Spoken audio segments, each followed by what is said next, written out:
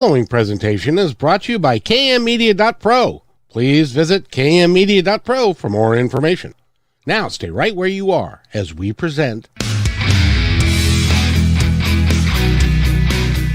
Welcome to Positive Talk Radio, evolving ideas, one conversation at a time.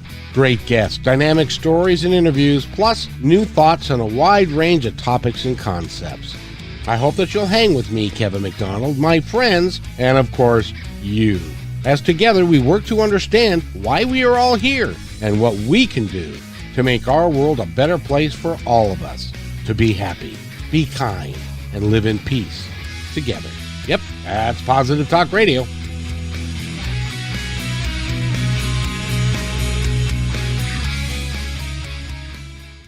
Episode of Positive Talk Radio. It is Monday afternoon, and I just love talking to this gentleman. He is a marvelous soul. He's got a great book out. He's got actually a bunch of books out. He's an author. He also is a playwright now, I understand, and he also has been working with a charity that is, I think, got a great cause. And we're going to talk about all of that with Stephen Murray right now. Stephen, welcome to Positive Talk Radio. How are you? Hey, thank you, Kevin. I'm just fine. And how about yourself? It's lovely to be back on your show again. It's wonderful. But now remember, the last time you were on my show, it was my Independence Report. That's correct. It was indeed. But it was the same concept, positive.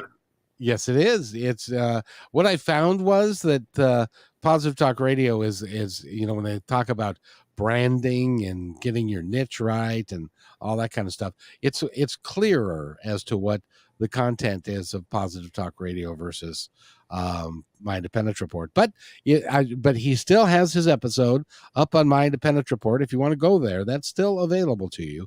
And you can go to myindependencereport.com and just search for Stephen Murray, and you can watch that show, which we talked about his books at the time, but he's now written another book, and it's a complete departure for him because the other books were murder mystery type things, and this is Discovering Christmas Spirit. What made you decide to write this one?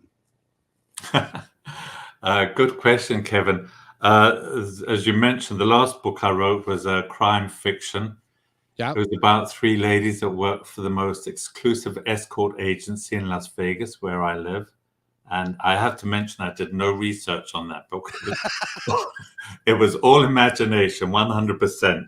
And these three ladies, they decided to come up with a plot to get rid of the guy that runs it because he treated them like dirt. And with these ladies, as they plan and plot and connive and scheme to execute the murder and actually follow through with it and then have to live with the consequences. And I spent 2 years writing that book, and I was kind of drained from dealing with the sleazy side of Las Vegas and the blackmail and the libel and all the seedy side, and I wanted to write something different. And the book came out in July, and I just happened to be flicking channels one night, and I happened to land on Hallmark celebrating their Christmas in July.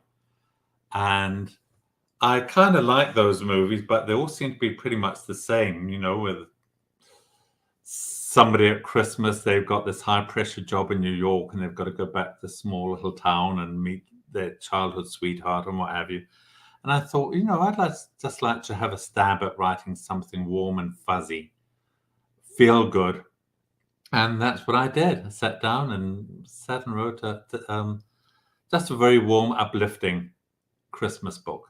Well, I was just reading the synopsis to it, and that particular book, I think you should write a screenplay around that. I think it would make a great Christmas movie, because basically, as a result of an unfortunate accident, 5 injured passengers find themselves stranded in a quaint remote village for the duration of the Christmas holiday, where they have to confront some of their demons, and they learn. That would be a very interesting case study of human behavior and how people react to one another and stuff like that. I think that'd be a great Christmas movie. Well, thank you, Kevin. I kind of agree with you. it is more of a character-driven story. You're absolutely right. And some of the people who have reviewed it have said you don't necessarily need to read this book at Christmas. It just happens to take place at Christmas time in this Christmas Carol village where the people live it all year long. But it is a case study in the relationships of personalities and how people react to different things and how they're affected by their environment and what have you. And Oh, uh, exactly.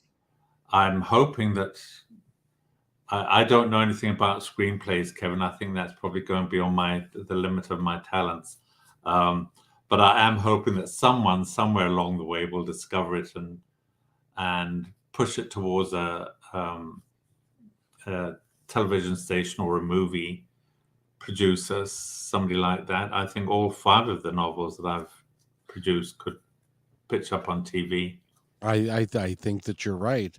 And by the way, just as an aside, when my kids were smaller and it was the mid '80s or the early '90s, our two favorite Christmas movies, it really had nothing to do with Christmas except they played Christmas music in them. One was Die Hard with Bruce Willis, and the other one was Lethal Weapon with Mel Gibson. Oh Uh, my. because they were set in the Christmas time, but they weren't necessarily. It didn't revolve around the holiday. It just happened to be in the background. So this could be one of those, but it could be it could be a really cool Christmas special or a Christmas movie. So we'll put the word out there that a screenwriter comes to you and decides to take one of your books and turn it into a movie. That'd be awesome. That would be awesome. Thank you, Kevin. Now you're doing all kinds of different stuff right now, including your writing. Yeah, let's talk about the co-authorship of the project you're working on. Yes, it's a play. One of your previous guests you had on, I think, just after I was on last year, her name was Nancy Nelson. And Nancy Nelson's a very good friend of mine, and she was diagnosed with early onset Alzheimer's about 8 or 9 years ago. And over the years, we've tried to do some fundraising for Alzheimer's Association through selling books and so on and so forth. And a couple of years ago, we took that play Love Letters by A.R. Gurney. I don't know if you've ever read it, but it's a Heard of it, but I play for haven't two read it. people, or I don't know if you've seen it, I should say. Play for two people, and they just sit side by side and they read the script. And it's about two people that start writing when they were kids and they go through a period of like 50, 60 years. And that's the storyline, just them corresponding between each other. We thought we might want to do something similar, but specialize on Alzheimer's. And she would write, it would be two people who were childhood sweethearts, if you will. They were high school prom king and queen, and they lose track of each other and they reconnect, some 40 odd years later. And as they start writing to each other or emailing to each other in this day and age, she is diagnosed with onset Alzheimer's, and I have a relation. I have a twin sister who's developed Alzheimer's, and so I take on the role as caregiver, and it's really supposed to be educational as well as entertaining and informative. She writes from this perspective of what she's learning as a person who's living with Alzheimer's, and I'm writing about it as how I'm coping with helping my sister who's been diagnosed and how I have to try and become a caregiver for her. So anybody that's been a caregiver for somebody with Alzheimer's, we all sort of unfortunately have to tread the same path, and we all are faced with the same things. And we just thought, if we wrote this play, maybe people who are entering into that world will learn something from it. So that's the intent. We have been writing on it now for quite a while, and we've just about wrapped it up, and we're sending it to somebody to have it edited. We're on the final stages of getting it completed, so it's good.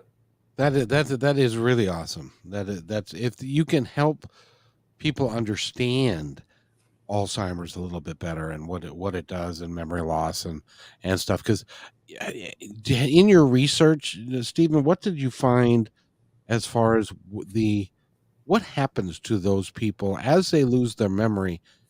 Are they aware of it? Are they concerned with it? Or is there a certain point when they just they lose the faculties to be able to care, and then they just kind of exist on a day-to-day basis? It's an odd concept for me. I've been around. My grandmother passed from Alzheimer's years ago, and but I never could tell whether or not how devastating it was to her if she knew it was happening to her. In the early stages, she knew she was losing her memory, but at one point, you understand what I'm asking here? Yes, yes, I do indeed. My mother passed from Alzheimer's too, but she was in Australia, and so it was doubly hard for me because I'd communicate over the phone. I think Alzheimer's, there's still so much to learn from it. You know, different people are affected in different ways. And essentially, there's 7 different stages of Alzheimer's. There's the first stage, second, third, fourth, and fifth.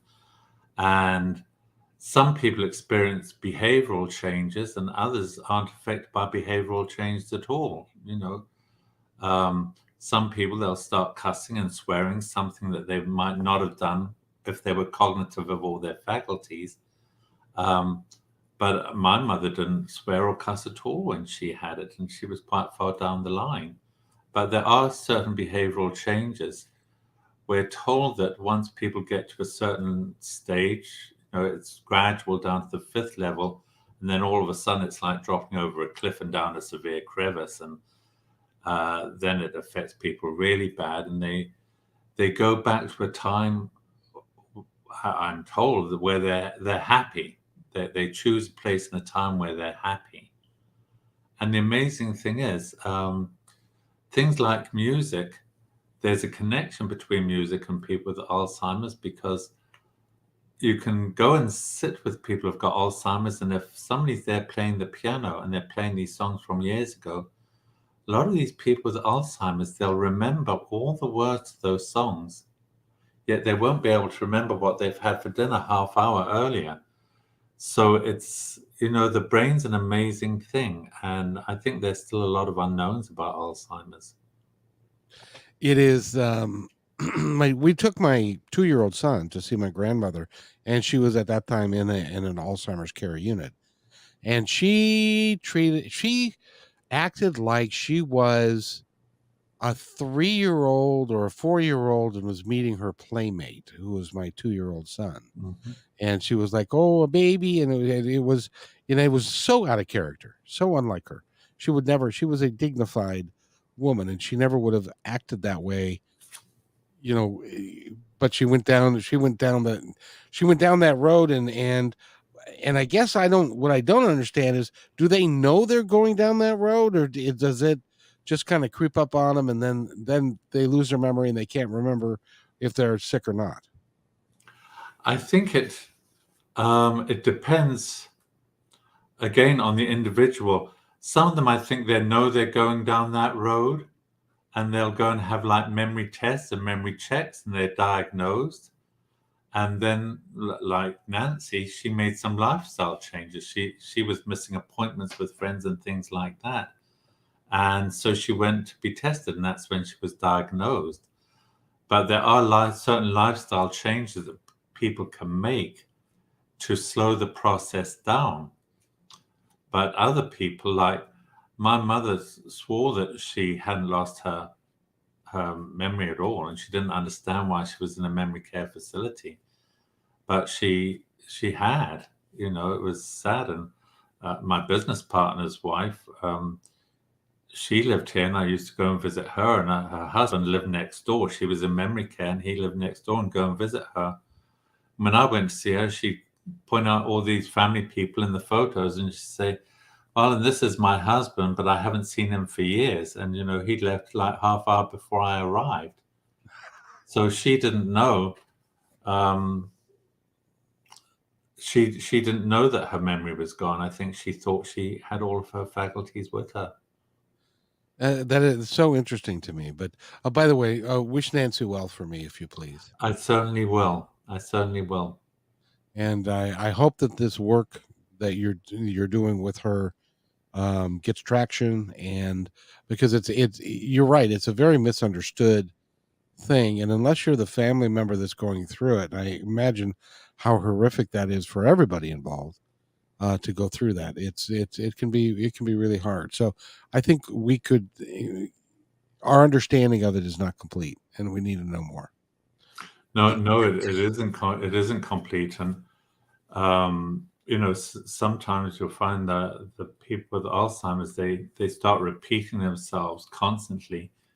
And when I used to call my mother in Australia, she knew I was working. The first thing she always used to say is, "When you're sending RJ over to pick me up and bring me to America?" Well, RJ is my business partner, but it didn't occur to her that he was also working.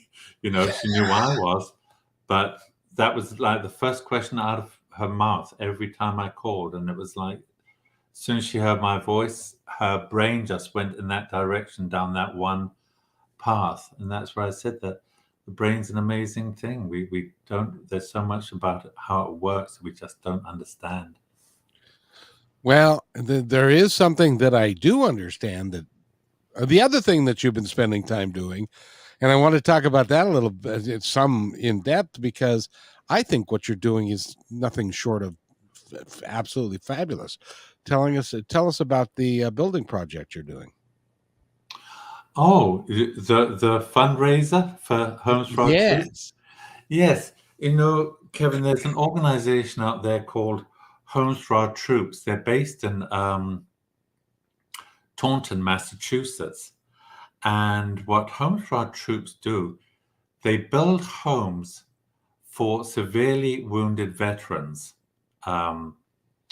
so that when they come back, they can have homes where they can walk through the corridors with their walkers, and they can pull shelves out from above the sink, and there's space under the sink where they can pull their walker up and sit down and wash dishes and things like that. So they're not quite so dependent on other people, and it helps them get a sense of independence. And last year, as you well know, we were all received these what do they call those checks from the government, that stimulus checks. Stimulus checks, yes. And I've been very fortunate, Kevin. I don't personally need that stimulus check, so I thought I'd like to give it to somebody that could make use of it. And I did a little Google search and stumbled across Homes for Our Troops. And I looked to see what they did in Nevada, and they had 3 projects going. And I thought, so I called them and I sent off my stimulus check, and I said, if ever there's a fundraiser out here, let me know. I'd like to attend it. And they said, well, right now there are none scheduled. And I said, why? And they said, nobody stepped up yet. So I said, fine, I'll step up. So I'll give it a shot. And it was a load of fun. I checked out the organization. What I like about them is it's a shoestring operation. They devote about 89 cents of every dollar, I believe, actually goes to the cause. Only 10% or 11% is used for overhead, which is a remarkable percentage. That's really They've good. built 329 homes so far nationwide, and they've really got it down to a fine art. And so it was a challenge. It was a lot of fun, but it certainly was a challenge. We found a place to hold the event, and we got some entertainment, and spent a lot of time calling local organizations to see if they would give gift certificates for auctions, and got some hotels to give gift certificates, and restaurants and department stores. And I think we got about $11,000 worth of gift certificates to auction off. And we actually raised $15,000, which was $5,000 for each of the 3 veterans' homes in Nevada. But it's a very, very worthwhile cause. And earlier on this year, one of the homes was actually completed, and we got invited to the key ceremony. And I was amazed when I looked inside the home. and saw all of the small little things by like lowering the switches on a wall, a light switch, Exactly. so they can reach it without having to stand up or, put their artificial legs on, and the plugs in the wall, having them higher up instead of so low on the floor. Tiny little details like that really made a difference. So Well, I feel just very strongly about this organization, and I just love them dearly. well, that's awesome. Well, especially things like the restrooms, the bathrooms that need to be modified, Yes. so that people can get in and out without assistance or minimal of assistance, and that kind of thing. Because there is, these guys gave their all for this country. And it is, I think it's wonderful that the charity's doing that, but I think that the government, we all should be making sure that if we send a 18-year-old kid to war and he comes back maimed, that we make sure we take care of him for the rest of his life. Do you I, agree? I agree. I agree with you wholeheartedly. But it's nice to have these private organizations that are actually stepping up to the plate and they're making it their sole focus. Um, I'm certainly not excusing the government by any stretch of imagination, but there's an awful lot of worthwhile causes out there. We mentioned Alzheimer's, but there's, leukemia and lymphoma and Parkinson's, and there's just cancer, and there's so much. So it's nice that there are people who are starting organizations, setting up these operations and making things happen, and they're making a difference. Absolutely. By the way, there's a group up here that I interviewed last week, and today they're having their banquet. And what they do, and they're called the 100 Women of Snohomish. And what these gals do is, this is not a charity, by the way. These are just a group of people. Then there's a chairman and a vice chairman, and they each 3 times a year get together and they each provide $100, which is not a great deal of money, but $100 each. Well, you put 100 times 100, and that's $10,000 Yes. that they can then they award that to a charity that wins. They have a little lottery system, and they win that, and so that they can help local people. Like the charity they did this last time was this charity provides backpacks with food in them, so school kids that don't have any money, or their parents don't have any money to feed them on the weekends, the only time they get food is at school, that they provide them with some foods so that they can eat on the weekends and stuff. So, there's lots of, Nice. there's lots, and in 2 years they've raised $109,000. And we can all do that if we, because you think about it, Stephen, $100 doesn't matter much to almost everybody, but it can matter. It can make a great deal to the small percentage of people who actually need it. Absolutely. No So question about it. so And it's let's wonderful those ladies are doing it. But again, it does start in many ways at the local level. It takes somebody yes, locally to say, let's do this, or a group of people, and expand it and build upon it, and it grows and makes things happen. and congratulations, way to step up, young man. You should get. Oh, actually, it's all the people. It's amazing the number of people that came through, and bless their hearts, people came through with donations at all level, and some people can't necessarily afford much, but when it comes to veterans, I think people are pretty giving, and they recognize the sacrifices made, not just by the veterans, but their families as well. Their families are making huge veterans. The husbands and wives of those that have been out there serving that come back maimed, and the kids, they make huge sacrifices too. Oh, absolutely. And well, and so how big are these houses? Are they like 2 bedroom or 3 bedroom? Yes, there are a couple of bedrooms. This one that we saw was like 2,800 square feet. Oh, And, wow, that's huge. well, of course, the bathroom and the shower has to be really huge, for a start.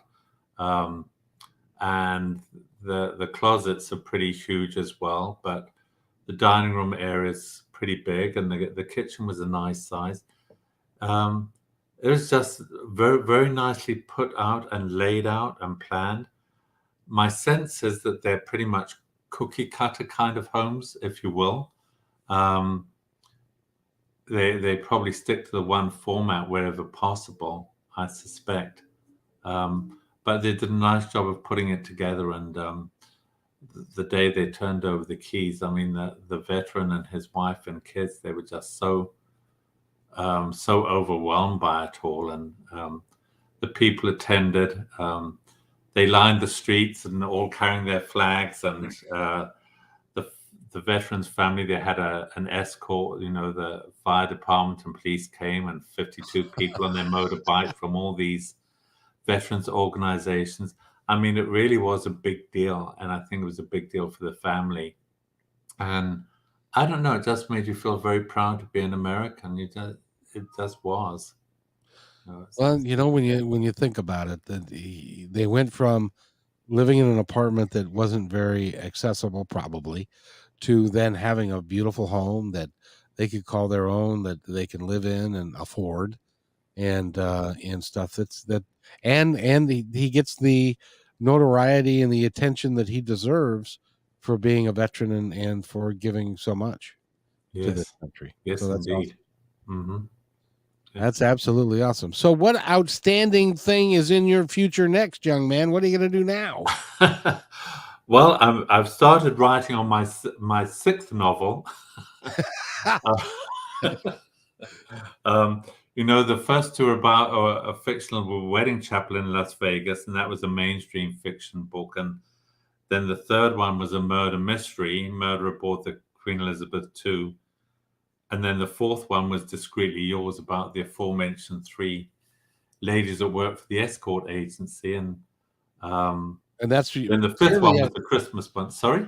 Yeah, no, I was just going to say, and that one with the three ladies from that was purely out of your imagination. You didn't do any research behind that at all. No, I absolutely didn't. It was just I imagine it to be. But Kevin, they say write about what you know, and I haven't. I've never been married, and here's me writing 2 books about a fictional Las Vegas wedding chapel. What in the world do I? And then, I had the murder mystery, and I may have felt like murdering a few people from time to time, but I've never actually done it. And then, of course, that. But I suppose of the Christmas book, I do know something about Christmas because I happen to like Christmas as a season. So that one was easier in many respects. And this one is going to be a very light paranormal book. It's about a wealthy American widow that decides to go and live back in England, where she spent her honeymoon with her husband. And she buys this Edwardian house in the south of England. And the day she moves in, she finds out that it's already occupied by the original owner who purchased it 100 years ago. And he lives there in a spirit form. And how he kind of moves in on her space, if you will. It's a very light-hearted, hopefully comical, story about the relationship between the spirit and this very wealthy widow as she moves into a new home. Do you remember there was a movie way back when? It was called The Captain and Mrs. Muir. I think it was The Ghost of Mrs. Muir. That's right, The Ghost of Mrs. It was a movie and a TV series. Yes. And that is, so this reminds me of that, and is it kind of like that? It was one thing that I was afraid of, that it would remind people of The Ghost of Mrs. Muir. However, this is slightly different to the extent that he is not visible to her in any shape or form. He communicates on a written piece of parched paper. And there's no pen. All of a sudden, this parched paper will suddenly appear on the table, and ink starts filling it out. So there's a lot of communicating where he writes things, and then she can speak back to him, but she can't see him. I wouldn't even worry about it, Stephen, because it's like Do you remember True Grit Yes, I do. with Yes, John Wayne? John Wayne. Yes, the They Western. made a sequel, or they're not a sequel, but they remade that with I forget his name. Anyway, and they remade that, and most people didn't even know that there was the first one anyway. Well, this is true. You know, You have to be of a well, certain we age. all think of that movie and Affair to Remember with Deborah Carr and Cary Grant, and they remade it. Yep. Um, I think with Annette Bening, and they always said that was the remake. In point of fact, that An Affair to Remember with Deborah Carr and Cary Grant, that in and of itself was a remake of the original movie with Irene Dunn. Yep. So people don't think of that version as a remake. So it's amazing how people do forget things after a certain period of time. Well, it's This is it's slightly different, and it's a fun situation. the sad thing is that because the generations keep moving and Hollywood keeps moving, and they've got it's people like that I can remember from my youth that were older gentlemen or ladies at that time, like Bing Crosby and Bob Hope and even um um Dean Martin, although he's still remembered because he has the Dean Martin Celebrity Roast. But a lot of these guys, the younger people, when I'm talking about younger people, I'm talking about under 40. Hmm. Don't remember, don't never saw a Bob Hope movie or the his Christmas specials or any of that stuff, This and is stuff. So it's everything changes. So and what so now that book is brand new. So that's a really good thing. well. This is true, and you're talking about people have never seen that. The choices these days, when you think back, there was just a few movie studios. There was MGM and Paramount and Disney and a couple of others, and um, even TV when it came out, you just had ABC, NBC, and CBS, and Yep. now you've got Fox. hundreds of channels. They're churning out movies at the rate of knots. You can't keep track of them all. There are so many being churned out, and got all these movie channels on TV and movies that never actually make it to a movie theater per se. They're just made for TV movies. There's so many. And it's the same with books. That now it's so easy to self-publish. People are publishing their own books at the rate of knots. It's you don't have to go through a traditional publisher anymore. And No, you don't have to go to a bookstore to buy a book. Amazon's now out there, and if your book's there and people know about it, they can get it there and drop it into their computer within 10 seconds. Um, the it's amazing. choices are there's so many more choices now. You're not limited to a small number of options. Boy, and I'll tell you what. There are at least 250,000 active podcasts, and of all types and manners. So everybody wants to be a content creator. Some are better than others, and but everybody wants to be a writer like you. Because you're a successful writer, and and you've done really well. So, but it's a different day. It's a different time. Yes, and it's not easy. Certainly if you're a self-published author, it isn't easy. That they say the average independent author essentially gives up before they've sold 100 books because the marketing is just so tough. It's Yeah. really hard to market. It's all very well to say, well, put your book out on Amazon. People have still got to know that it's out there. Um, and so it's really tough. But I was determined I wasn't going to be one of those authors and set up book signings and book presentations and wherever they would take me and go and talk about the books. And I've enjoyed the journey. That's the key. It's probably like what you're doing with the podcast. The success is just as important, if you will, or even less important as whether you're enjoying the journey. That's what makes it fun. It is. There is nothing but the journey, because I'll never reach a destination I will continue to do this, and so will you, because it's in your blood. You just love to write, and then you love to go and do book signings and talk to people and then have a good time. So that really, and at the end of the day, that's really all that matters. That means It is, Kevin, because when I published the first book, I went and got some help with the cover design and the typesetting and the editing and what have you, and it was going to cost over $3,000 before I'd even sold a book.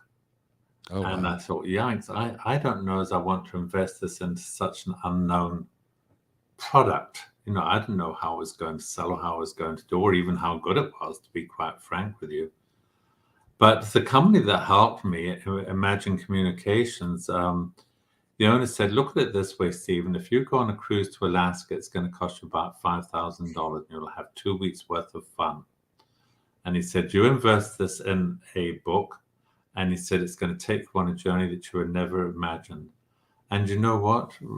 He was 100% correct. It has taken me on a journey and a path that I would never have thought that I would be taking.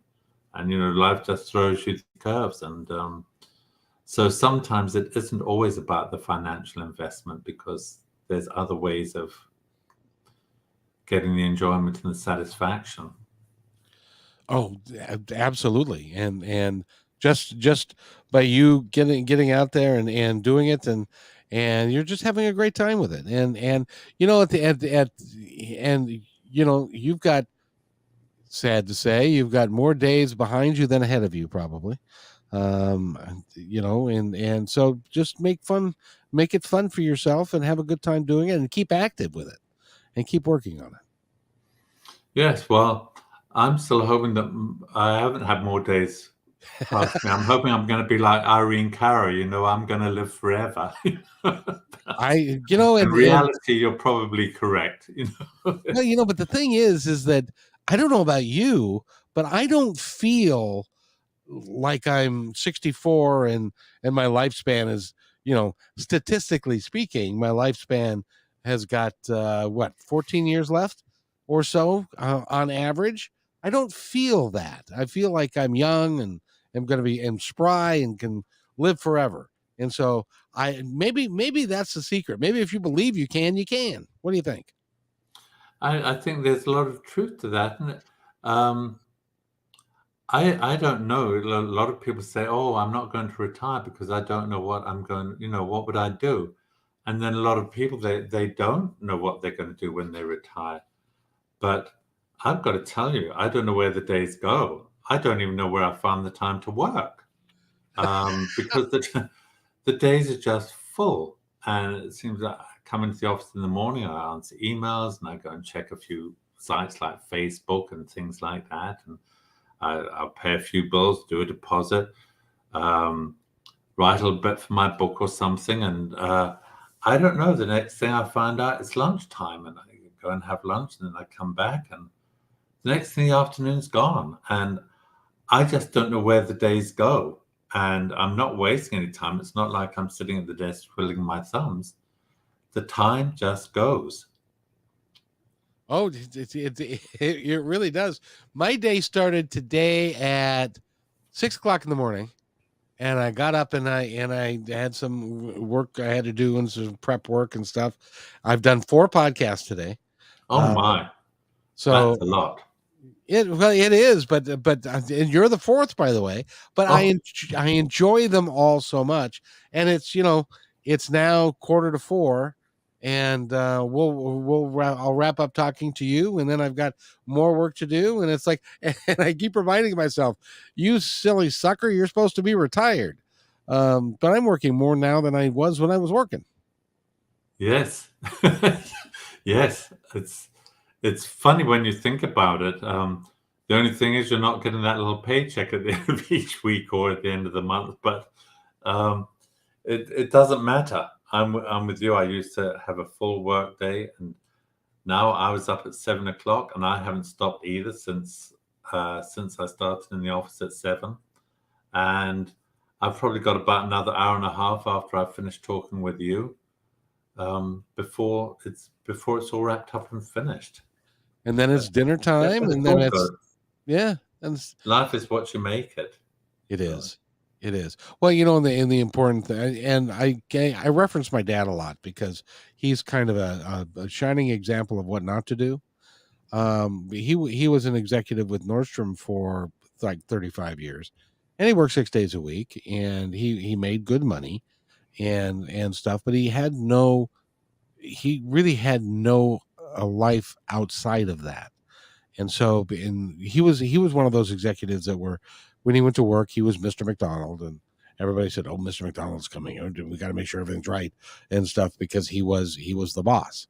He was in charge of ladies' shoes for forever and for the entire company, and so he was like, and so everybody respected him, and he had all of this self-respect going. And then he was talking with his boss, whose last name is Nordstrom, one day when he was about 59, and he said, I might want to slow down a little bit. And the next day, this Nordstrom brought his severance package to him and said, "Here, why don't you go ahead and retire, and we'll pay you for a year, and we'll give you benefits for a year," and stuff like that. So he took that, but I think today he would say he wishes he didn't do that, because all of his friends were still working, and he no longer had an identity. He wasn't Mr. McDonald anymore. He was just Jack, that old guy down the street. And he played golf for a while, but then he fell and couldn't play golf anymore, and so he ended up sitting down. And and so, because he didn't have it in him to to turn around and morph it into a career like what you've done, and writing books, and keeping yourself vibrant, active. You're in the community.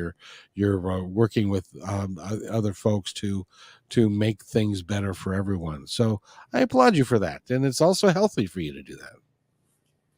thank you, Kevin. I think, well, I'm not too sure as we're necessarily put on this planet to just be there for ourselves. I think people take care of me all the time, that they just do. They're looking out for me, and it's incumbent on me. I've been very blessed to help others out too. And I think that's what we're here for, to try and make our little corners of the globe just a little bit healthier and happier, and for everybody around us. That's all most of us can hope to do, unless you're a monarch or a president or something like that. We're all somewhat limited in what we can do and how we can affect change. But if we stick to it in our own communities, like those ladies with $100, they're making a difference. They're making a difference in their corner of the world. And they don't even talk about it. That's what's interesting. And the lady that I was interviewing, she then turned around and said, "Well, the one thing that I haven't told you is that I also collect pajamas for the homeless." And and she'll get this last year she got 800 pairs of pajamas, and in her spare bedroom she's got them sorted by size and color, and then she doles them out to the charities, the homeless shelters, and the women's shelters that need pajamas and that kind of stuff. And she didn't even tell me that. That was Well, at the bless her heart. Yeah. So there are angels among us, which is a segment that I'm going to start doing. It's going to be called Angels Among Us, and we're going to highlight charities and people that are selflessly doing good works in our community, because they don't get talked about nearly enough. Did you? But you're absolutely right.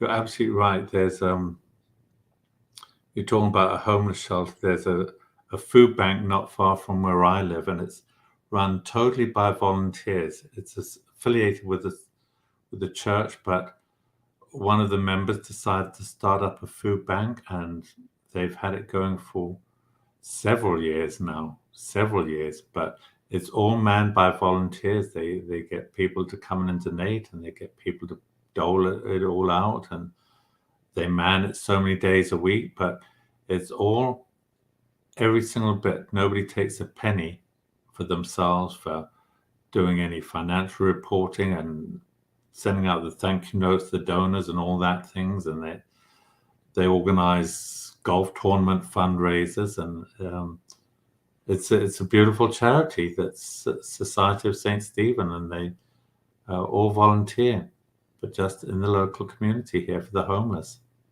That is so cool, and we just need more of that. If we Yes. and because we're all in this thing called life together, and our community needs to grow and become a one big, great, big community, and we can all work together to get that done. And thank you for the work that you're doing. That's awesome. And thank you for what you're doing, and with a positive attitude and keeping things positive. It makes a world of difference. I'll tell you, right? There's a lot to be said about the power of positive thinking. There's an awful lot to be said about it. No question about it. No question about it. And in order to keep my positive attitude, I'm not watching the news anymore, which I actually highly recommend. I, I followed that path a couple of years ago. I'll tune in every now and then, but I used to be quite an avid news person. I used to like to know what was going on across the world probably because I have family in so many different countries. But it's not exactly uplifting. No. I wish news segments would adopt like what you're trying to adopt. You said you're going to have a new podcast called Angels or For Angels.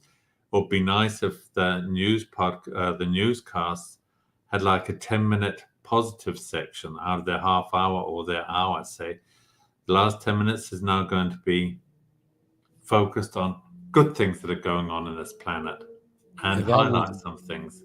I think that would be that would be a start in the right direction. No, I agree. The sad thing is that the news guys will tell you, the ones that are doing the ratings and stuff, they'll say, "Hey, that stuff doesn't sell. We got to do the nasty stuff." I don't think so. I think they might want to give it another try. And I would have thought if they're doing the ratings and what have you, they've got to have seen how the numbers of people who are watching these programs is just dropping and dropping and dropping, because I think the public at large is just kind of tired of it. And people like yourself and myself to a lesser degree are just turning off. I agree. I agree. And I thank you. I would, and I want to follow you along as you go down the road. So I'd love to have you back. We'll make this an annual event, and we'll have you back next year. What do you think? I'd love it. I was very thrilled to receive your invite to come back on your program, Kevin, because I remember when I first heard about you and I emailed you and I said, I don't think I'm the kind of guest you're looking for, but I do like what you're trying to do, put out a positive message. That's how I wrote you, and I didn't think I'd hear back. And you said, you're exactly the kind of guest I am looking for on my program. Yeah, exactly right. I'm looking for people who are positive, following their passion, working to live every day as best they can, and doing something meaningful, and putting books out there the way you are, helping with the Alzheimer's project, helping with doing. You're a good man, and Thank you, Kevin. there have got to be.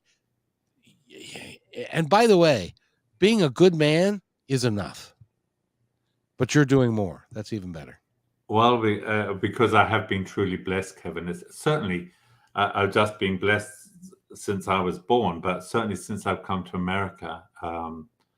I was one of those immigrants that came with 2 little suitcases and $500 and a job to come to. But $500 is nothing to start life in a brand new country where you don't know anybody, I might add, except one person. But I've been one of those that have been able to live the American dream, and it's been absolutely great. People have always been supportive, and it's certainly at least incumbent on me to give some of it back. It just is. And bless you for that, sir. Yeah. So in any event, I want to thank you again for being here. And Stephen Murray has been our guest. Go to his website, which is authorstephenmurray.com, and discover the Christmas spirit. Pick up the book. It's brand new out, and I'm gonna go get it. I think it'd be fun to read. So, and It's getting great reviews, which makes me happy. Yes, it does. You're getting some really cool reviews on it. So, congratulations, sir. Thank you very much, Kevin. And you And have thanks your to listeners for tuning in.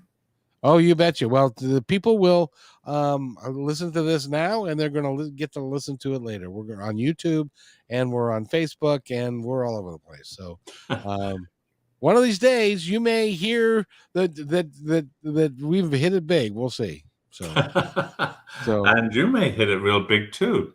Yeah, we may suddenly find you on CNN or Fox News or ABC Primetime or something like that. We never know. I can tell you this. I can pretty much guarantee you won't find me on Fox News. But that's a personal preference. So I want to thank you again, sir. Wait right where you are. I'll be right back. Sounds good. Thanks for enjoying this episode all the way to the end. Please give us a like and subscribe to this channel. This has been a production of kmmedia.pro. Please visit our website, oddly enough, named kmmedia.pro, for more details about us and our mission, which is to provide great positive programming designed to inspire us all. I'm Kevin McDonald, and I'm proud of these shows, and I truly hope that you'll like them and share them with friends and family. So on behalf of our entire team, remember, be kind to each other because each other's all we've got. We'll see you next